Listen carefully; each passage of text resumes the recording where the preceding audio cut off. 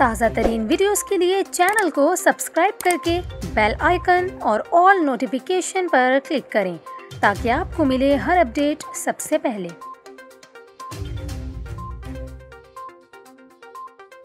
और अभी आपको बताएं, महकमा मौसमियात ने आइंदा 24 घंटों के दौरान शहर कायद में बारिश का इम्कान जाहिर किया है। महकमा मौसमियात के डायरेक्टर सरदार सरफराज का कहना है कि कराची शहर का आज मतला कभी मुकम्मल और कभी जुज़वी अबर आलूद रहेगा, जबकि कराची में आज रात से बादल बरसने का इम्कान है और मुख्तलिफ इलाकों में कहीं हल्की बारिश और कहीं बूंदाबांदी हो सकती है।